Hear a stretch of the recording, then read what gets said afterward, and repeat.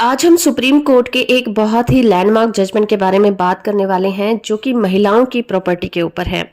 Property पर महिलाओं के कब्जे को लेकर सुप्रीम कोर्ट ने एक लैंडमार्क जजमेंट दिया है अगस्त 2023 में। मामला है M Shivadasan versus A Saudamini case का।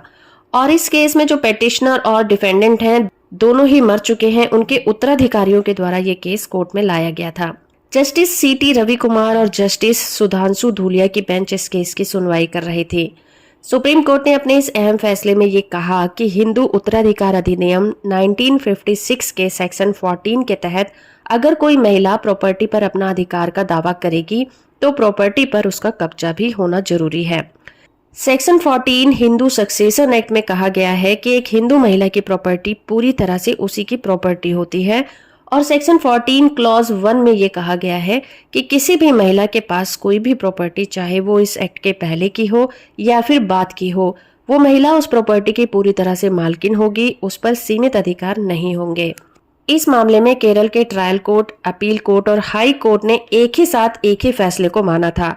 उन्होंने पेटिशनर के खिलाफ फैसला सुनाया था कि जिस महिला से उन्होंने अपने अधिकार प्राप्त करने की मांग की थी उस महिला का उस प्रॉपर्टी पर कभी भी कब्जा नहीं था और इसलिए सेक्शन 14 क्लॉज 1 यहाँ पर लागू नहीं होता।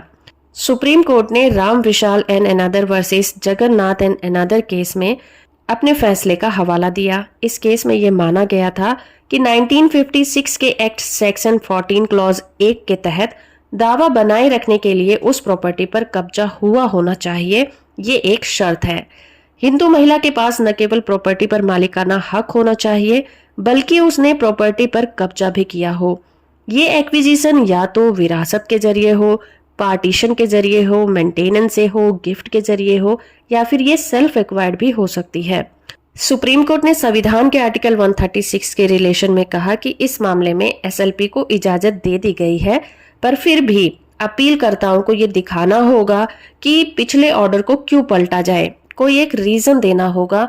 लेकिन कोर्ट में उन्होंने ऐसा कोई भी एविडेंस पेश नहीं किया जिसकी वजह से सुप्रीम कोर्ट पिछले ऑर्डर में दखल दे सके।